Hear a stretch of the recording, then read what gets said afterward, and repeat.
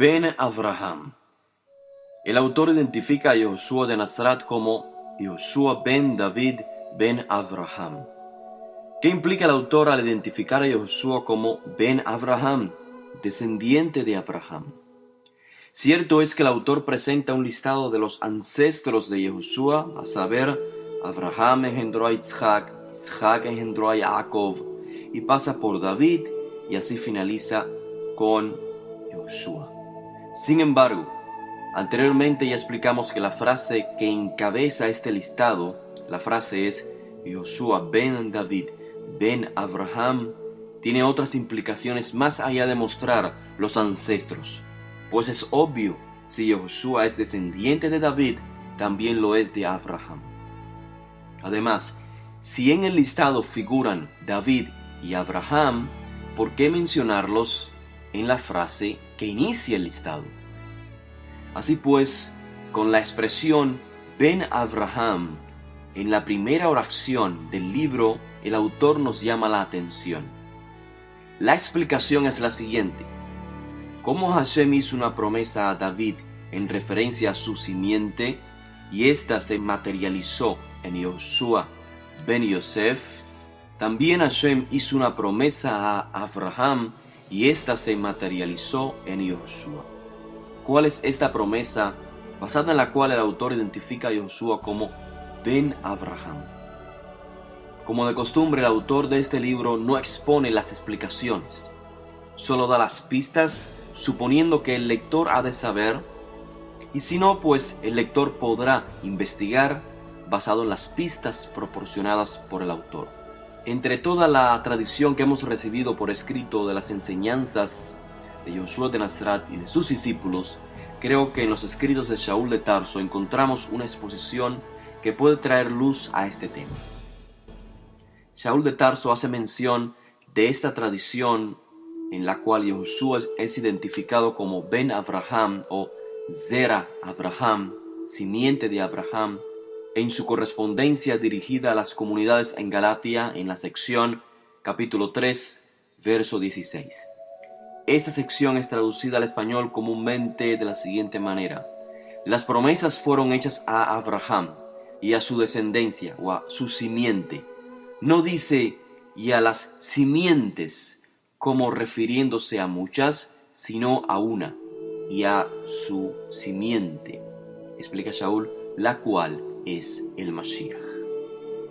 Antes de exponer el significado, debo mencionar que hay quienes han expuesto una explicación errada sobre este texto, la cual usan como base para sustentar así la teología del reemplazo. Esto es, que la iglesia cristiana suplanta o reemplaza a la nación de Israel y así se hace entonces heredera de las promesas y bendiciones declaradas por Hashem al pueblo de Israel.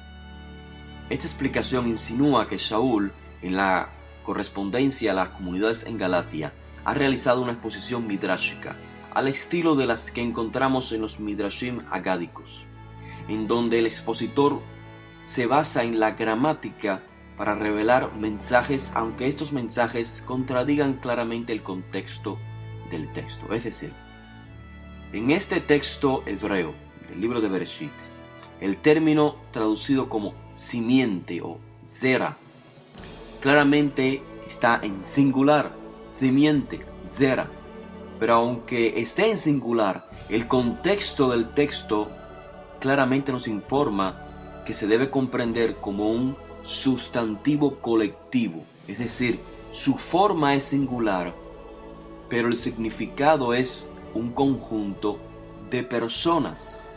Así pues, esta interpretación expone que si Shaul dice que la simiente de Abraham es el Mashiach, singular, entonces, por implicación, del Mashiach surge un Israel espiritual, compuesto por gentiles, que a su vez reemplaza a Israel.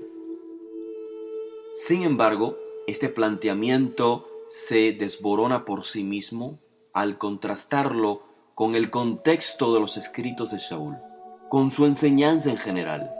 ¿Acaso no han leído, por ejemplo, que Shaul escribió: Elohim no ha desechado a su pueblo, al cual conoció con anterioridad. Además, si Shaul hubiese querido decir que el término simiente de Abraham alude a una persona en singular, y esta es el Mashiach, aunque el contexto se refiere a un grupo de personas, ¿por qué Shaul en la misma correspondencia, en las oraciones seguidas a la previa, Shaul dice, y si ustedes son del Mashiach, entonces ustedes son simiente de Abraham? Claramente vemos que Shaul aquí entiende el término zera o simiente de Abraham como un sustantivo colectivo. Ustedes son simiente de Abraham, usando la segunda persona del plural. Así que el propio texto, la carta de Shaul a las comunidades en Galatia, contradice la explicación popular, la cual dice que Shaul usa el término simiente como haciendo referencia a una persona en particular, esto es el Mashiach. La pregunta entonces es, ¿qué quiso decir Shaul cuando escribió las promesas fueron hechas a Abraham y a su simiente? No dice y a las simientes como refiriéndose a muchas, sino a una, y a tu simiente, la cual es Mashiach. ¿Qué quiso decir Shaul? Para poder comprender cabalmente qué es lo que Shaul está transmitiendo, lo cual yo supongo es la misma tradición que encontramos en Toldot Yehoshua, cuando el autor describe a Yehoshua como Ben Abraham. Para comprenderlo, debemos de saber primeramente cuál es el texto de la Torá que Shaul está citando. Si notamos bien en la correspondencia a las comunidades en Galatia, Shaul escribe, cito, no dice y a las simientes, como refiriéndose a muchas, sino a una, y a tu simiente. Es decir, la frase de la Torá citada por Shaul es y a tu simiente. Notemos que es una expresión completa, y a tu simiente. Shaul no está haciendo referencia únicamente al significado del término simiente o descendencia, o en hebreo zera, sino que a la referencia es una expresión, y a tu simiente. ¿Cuál es entonces esta cita?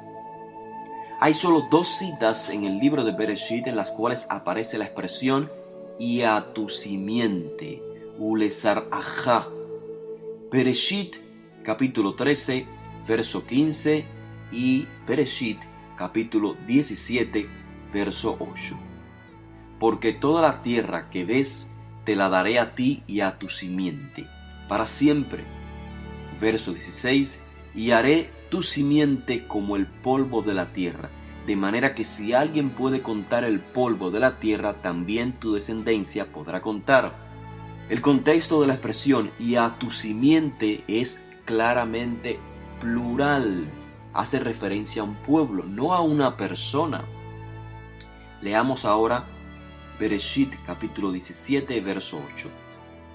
Y te daré a ti y a tu simiente después de ti la tierra de tus peregrinaciones, toda la tierra de Canaán como posesión perpetua, y yo seré para ellos, haciendo referencia a la simiente de Abraham, yo seré para ellos por Elohim. Claramente el contexto de esa segunda cita, en donde aparece la expresión y a tu simiente, sigue siendo plural. Entonces, si estas son las dos únicas posibles citas usadas por Shaul, y el contexto es claramente colectivo, ¿cómo puede Shaul usar la expresión y a tu simiente para referirse supuestamente a una persona? Esto es, al Mashiach, como un ser individual. No hay razón por la cual Shaul pueda interpretar la frase y a tu simiente en sentido singular. De hecho, en su correspondencia a las comunidades en Roma, Shaul dice, no son todos hijos por ser simiente de Abraham, sino que en Isaac será llamada tu descendencia. Otra vez el contexto de zera o simiente sigue siendo colectivo en los escritos de Shaul. Notemos como dice el texto, otra vez, no son todos hijos por ser simiente de Abraham. Así que esto nos indica, nos evidencia que Shaul usa el término simiente claramente en sus escritos en sentido colectivo. El término sí es singular, pero el significado es colectivo, no solo en la correspondencia a las comunidades en Galatia, sino también en la correspondencia a las comunidades en Roma. Con esta información volvamos al texto de Shaul. Las promesas fueron hechas a Abraham y a su simiente en singular, pero con un sentido colectivo. Las promesas a las cuales Shaul puede hacer referencia son esencialmente tres. Son las promesas declaradas a Abraham. Ya leímos anteriormente Bereshit capítulo 13, el verso 15, capítulo 17, verso 8.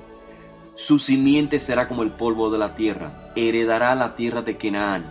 Otra de las bendiciones la leemos en Bereshit capítulo 12, verso 17 y 18. Multiplicaré tu simiente como las estrellas del cielo. En tu simiente serán bendecidas todas las naciones de la tierra. Estas son las promesas que Shaul dice que fueron hechas a Abraham y a su simiente.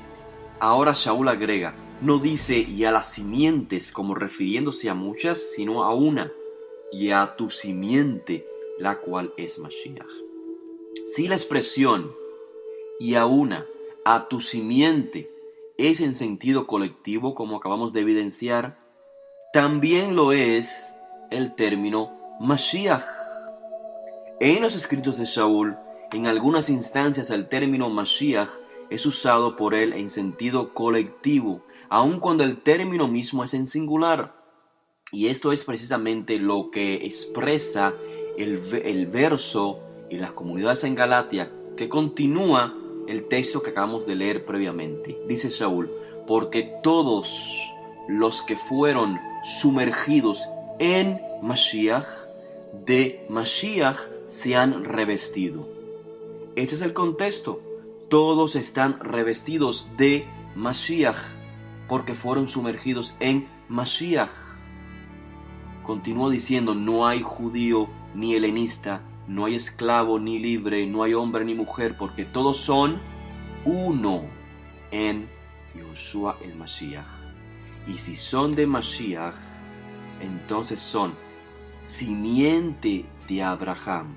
Vemos claramente el contexto del significado colectivo, tanto de simiente como de Mashiach. Si son de Mashiach, entonces son, en plural, simiente de Abraham, herederos según la promesa. ¿Por qué razón? ¿Cuáles son las bases? Porque el objetivo, según explica Shaul, es que todos seamos Mashiach. El objetivo es que Mashiach sea colectivo, que todos nos revistamos de Mashiach, que todos seamos Mashiach. Y es por eso que Shaul escribe también, el objetivo de la Torah es Mashiach, no en singular, sino en sentido colectivo. Y es por ello que dice también, si ustedes son de Mashiach, es decir, si se han revestido de Mashiach, entonces ustedes han alcanzado el objetivo máximo de la simiente de Abraham, es que seamos Mashiach.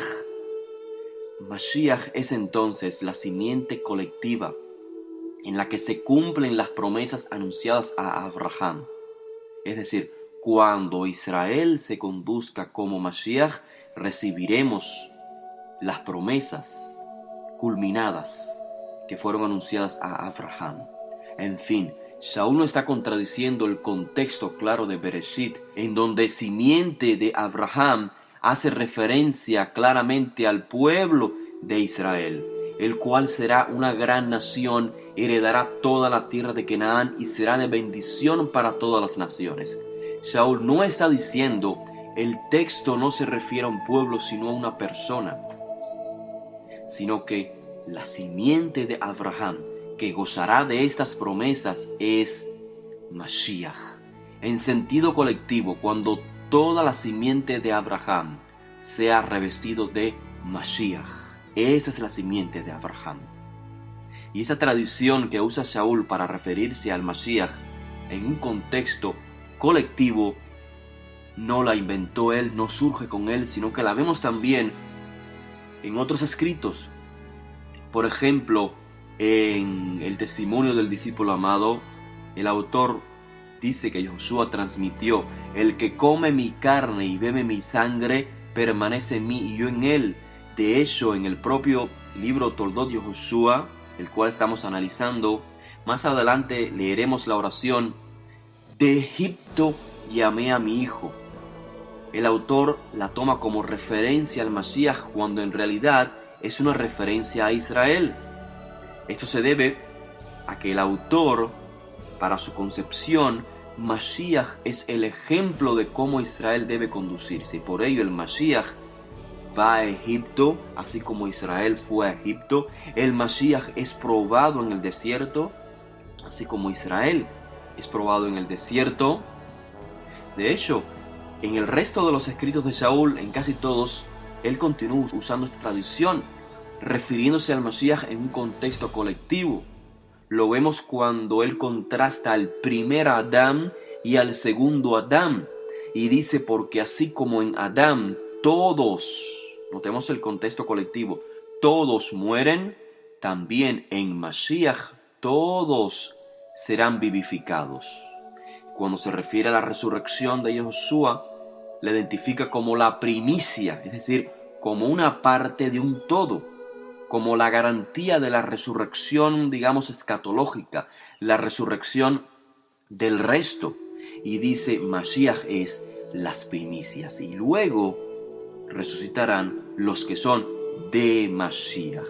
Claramente el contexto sigue siendo colectivo. Entonces, esta misma tradición es la que encontramos al inicio del libro que estamos estudiando, Toldot de Josué, cuando el autor describe a Josué como Ben Abraham, es decir, Josué es el descendiente de Abraham por excelencia, el medio a través del cual Israel podrá alcanzar las promesas decretadas a nuestros padres. Toda la tierra de Canaán, como herencia para el pueblo de Israel, ser una bendición a todas las naciones del mundo. Si actuamos como él, si nos revestimos de Mashiach en términos de Shaul. Pero todo depende de nuestra decisión, y es lo que veremos posteriormente, cómo el autor expondrá las exigencias del Mashiach.